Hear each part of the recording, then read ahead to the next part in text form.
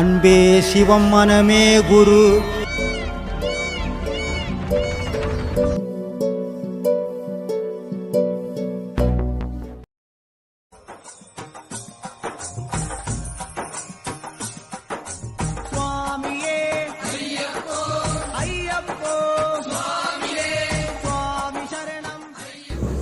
வணக்கம். இந்த வீடியோவில் நம்ம ஒரு வித்தியாசமான பதிவு பார்க்க போகிறோம். இது வரைக்கும் யாரும் இதை பற்றி பெருசாக யோசிக்கவும் இல்லை, ஆராய்ச்சி பண்ணவும் இல்லை. ஏன் ஐயப்பனுடைய கை மட்டும் மற்ற கடவுளுக்கு வித்தியாசமாக வச்சிருப்பாருன்ட்டு கொஞ்சம் ஒரு சின்ன ஆராய்ச்சி பண்ண போகிறோம். மற்ற கடவுள்கள் எல்லா விரல்களும் நீட்டி வச்சுருப்பாங்க ஆசீர்வாதம் பண்ணுற மாதிரி. ஆனால் ஐயப்பன் மட்டும் பார்த்திங்கன்னா ஒரு வித்தியாசமான ஒரு முறையில் 3 விரல்களை நீட்டி வச்சு ஆள்காட்டி விரலை கட்ட விரல் நுனியை தொட்டா மாதிரி வச்சுருப்பார். ஐயப்பனுடைய கை மட்டும் ஏன் வித்தியாசமாக இருக்குது, பக்தர்களுக்கு வித்தியாசமாக ஆசீர்வாதம் கொடுக்கப்படுதுன்ட்டு புரியாமல் இருக்கும்.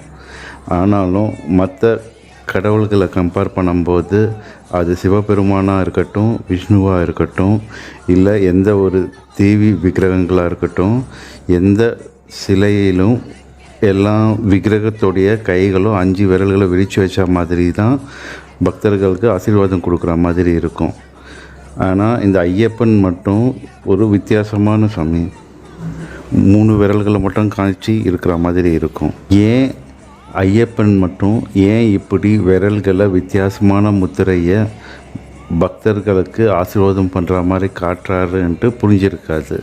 முதல்ல பெரும்பாலான கடவுள்கள் 5 விரல்களையும் நேராக நீட்டி வச்சு ஆசீர்வாதம் கொடுக்குற மாதிரி காட்டுறாங்களே, அதுக்கு என்ன அர்த்தம்ன்ட்டு நம்ம முதல்ல புரிஞ்சுக்கணும்.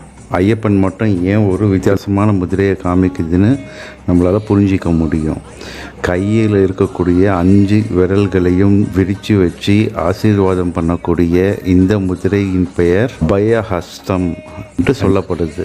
அதாவது நாம் இருக்க பயமேன் என்று முருகன் சொல்கிற மாதிரி ஒவ்வொரு தெய்வமும் தன்னுடைய பக்தர்களுக்கு, தன்னை நாடி வரவங்களுக்கு நான் இருக்கேன் உன்னை பாதுகாக்கிறதுக்கு, என்ன நினச்சிக்க, உனக்கு எந்த தொல்லையும் வராது, எந்த துன்பமும் வராது என்று சொல்லிட்டு அவங்களுக்கு அச்சப்பட வேண்டாம் என்றும் பாதுகாப்பாக இருக்கிறேன் என்று சொல்லும் முதிரை தான் அபயஹஸ்தம். 5 விரலையும் விரித்து வச்சு காட்டுறது. அதே சமயத்தில் சில விக்கிரகங்கள் பார்த்திங்கன்னா 5 விரலையும் மேலே வச்சு ஆசீர்வாதம் பண்ணுற மாதிரி காட்டாமல் கீழ் நோக்கி இருக்கிற மாதிரி காமிச்சிருப்பாங்க. திருப்பதி வெங்கடாச்சலபதி கையை பார்த்திங்கன்னா வலது கையை பக்தர்களை பார்த்து கீழ் நோக்கி இருக்கிற மாதிரி இருக்கும். இதுக்கு என்ன அர்த்தம்னு பார்த்திங்கன்னா இந்த முத்திரையின் பெயர் வரதஹஸ்தம் என்று பெயர். அதாவது வரம் கொடுக்கக்கூடிய கை. பக்தர்கள் எதையெல்லாம் வேண்டி வராங்களோ அதையெல்லாம் கொடுக்கக்கூடிய தெய்வமாக வரம் கொடுக்கிற தெய்வங்கள் இப்படி கையை கீழ் நோக்கி வச்சுருப்பாங்க. ஸோ இந்த 2 முத்திரை தான் பெரும்பாலான இடத்துல இருக்கும், நிறைய இடத்துல பயன்படுத்தப்படுது. ஆனால் இதில் ஐயப்பனுக்கு மட்டும் பார்த்திங்கன்னா ஒரு வித்தியாசமான 3 விரல்களை மட்டும் விரித்து வச்சு ஆட்காட்டி விரலையும் கட்ட விரலையும் சேர்த்து வச்சிருக்கக்கூடிய முதிரையின் பெயர் சின்முதிரை என்று சொல்லப்படுது. சின்முதிரைன்னா என்னன்ட்டு பார்த்திங்கன்னா ரொம்ப சுருக்கமாக சொல்லணும்னா ஞானத்தை கொடுக்கக்கூடிய முதிரை. இந்த உலகத்தில் அண்ட பிரபஞ்சத்தில் ஞானம் என்று சொல்லக்கூடிய ஆண்டவனை சென்று சேரக்கூடிய வழி மட்டும்தான் ஞானம். ஆண்டவனை போய் சேர்றதுக்கு என்ன வழி என்றதை ஐயப்பனுடைய அந்த முதிரை காட்டி கொடுத்துடும்ன்ட்டு சொல்கிறாங்க. அதாவது இந்த உடலானது அழிஞ்சு போயிடும். இந்த உடலில் இருக்கிற ஜீவனானது அந்த பரமாத்மா கிட்ட போய் சேரணும். பரம்பொருளோடு ஆண்டவனோடு எப்படி கலக்க முடியும் என்று சொல்லக்கூடியது தான் இந்த சின்முதிரை என்று சொல்லப்படுது. மற்ற 2 முத்திரைகளில் நான் உன்னை காப்பாற்றுறேன், நான் உனக்கு வரம் கொடுக்குறேன் என்று சொல்லப்படுது. இந்த சின்முதிரை தான் ஞானத்தை கொடுத்து உனக்கு இந்த உலகமே வேணாம், நீ என்னோட கலந்துடு என்று காட்டக்கூடிய முதிரை தான் இந்த சின்முதிரை. சரி, இந்த ஐயப்பன் கையில் இருக்கிற சின்முதிரைக்கு இதுதான் அர்த்தமா என்று கேட்டிங்கன்னா, ஏன் இந்த முதிரை இப்படி காட்டப்படுது, எப்படி இந்த முதிரையை ஞான முதிரை என்று சொல்கிறாங்க? ஐயப்பனுடைய கையில் விரிச்சு காட்டக்கூடிய 3 விரல்கள் மும்மலங்களை சொல்லுது. மும்மலங்கள் என்னன்னு கேட்டிங்கன்னா, ஆணவம், கண்மம், மாயை. இந்த 3 தான் மும்மலங்கள். இந்த மலங்கள் நம்மளோடு ஒட்டிக்கிட்டு இருக்கும் பொழுது இந்த ஜீவாத்மானது எந்த காலத்திலையும் ஆண்டவனை போய் சேராது, பரமாத்மாவை போய் சேரவே சேராது. சரி, அந்த மும்மலங்கள்னா என்னன்ட்டு இன்னும் கொஞ்சம் தெளிவாக பார்த்தோம்னா, மலம் ஆணவம். அதாவது இந்த உலகத்திலேயே நான் தான் பெரியவன் ஆணவத்தோட அகங்காரத்தோட நம்முடைய அறிவை முழுசாக மறைச்சிடும். அறிவுனா என்னது? ஆண்டவனை போய் சேரக்கூடிய வழியை கண்டுபிடிக்கிறது தான் அறிவு. அதை முழுசாக மறைச்சிட்டு எல்லாரையும் விட நான் தான் பெரியவன் என்ற ஒரு வேட்கை வெறி அகங்காரத்தோடு இருப்பாங்க இல்லையா? அப்படிப்பட்ட அறிவை மழுங்கடிக்கக்கூடிய அந்த ஆணவ மலம்தான் முதன்மையான மலம். இந்த உயிர்களுக்கு பொய்யையும் உண்மையையும் பகுத்து உணர வைக்காம கடைசி வரைக்கும் இந்த உலக வாழ்க்கையிலேயே சஞ்சரிக்க வச்சு இந்த ஆணவ மூலம் அழிச்சி விடுது. அடுத்தது கண்மம். கண்மம்னா ஒன்றும் கிடையாது, கர்மா. நம்ம கர்ம வினை என்று சொல்கிறோம் பார்த்தீங்களா? இந்த உலகத்தில் நல்லது செஞ்சாலும் கெட்டது செஞ்சாலும் அதுக்கான பலன்கள் நம்மளுக்கு வந்தே தீரும்.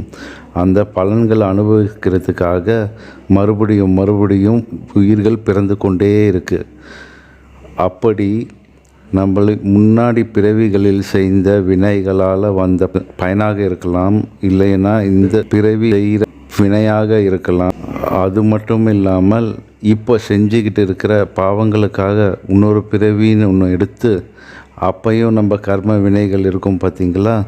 அப்படி இந்த கர்ம வினைகளையும் இந்த உயிர்களானது ஆண்டவனை போய் சேர முடியாமல், அப்படியும் செல்ல முடியாமல் இப்படியும் செல்ல முடியாமல் மாட்டிக்கிட்டு தவிக்கும். 3வது மலம் மாயை. மாயைன்னு சொன்னால் நம்ம எல்லாருக்கும் தெரியும், இந்த உலகத்தில் நம்மளுக்கு கிடைக்கக்கூடிய சந்தோஷம், இந்த சம்சார பந்தம், குடும்பம், குட்டி, இந்த உலகத்தில் கிடைக்கக்கூடிய ஆடம்பரம், இதை எல்லாத்தையும் பார்த்து இதுதான் பெருசு, இதை விட வேறு என்ன வேணும்ன்ட்டு நினச்சி இந்த சந்தோஷத்துக்குள்ளேயே நம்ம மாட்டிக்கிட்டு அவனை போய் சேரக்கூடிய அந்தவுடைய பயணத்தை கைவிட்டுடுறோம் பார்த்தீங்களா? அதுதான் மாயை என்று சொல்லப்படுது. இந்த 3 மலங்களையும் பற்றி சொல்கிறதுக்காக தான் ஐயப்பன் கை விரல்கள் 3 அந்த எண்ணிக்கையை காமிக்குது. அதுக்கப்புறமா ஆட்காட்டி விரலை மடக்கி கட்ட விரலோடு சேர்த்துருக்காங்க. அதுக்கு என்ன அர்த்தம்னு பார்த்திங்கன்னா, ஆட்காட்டி விரல் தான் ஜீவாத்மான்ட்டு சொல்லக்கூடிய நம்மளை போல உயிர்கள். இந்த உயிர்களெல்லாம் 3 மலங்களையும் விட்டு பிரிஞ்சு, அந்த 3 விரல்களையும் விட்டு பிரிஞ்சு ஆண்டவனை போய் சேர்வதற்காக அடிபணிந்து வந்து கெட்ட விரலான ஆண்டவனை தொடணும். அப்படி மலங்களை விட்டு ஒழிச்சிட்டு வந்தால் தான் ஆண்டவனை பார்க்க முடியும் என்று சொல்கிறது தான் இந்த சின்முதிரை. அதனால தான் இந்த முதிரைக்கு பெயர் அபய முதிரை, சின்முதிரை, ஞான முதிரை என்று சொல்லப்படுது. இந்த ஞான முதிரையை தட்சிணாமூர்த்தி கையிலையும் பார்க்கலாம். தன்னுடைய கையில் சின்முதிரையை காட்டி அந்த ஞானத்தை போதிச்சுக்கிட்டு இருக்காரு என்று சொல்லப்படுது. இந்த வீடியோ உங்களுக்கு பிடிச்சிருந்ததுன்னா எல்லாருக்கும் ஷேர் பண்ணுங்கள். அன்பே சிவம், மனமே குரு.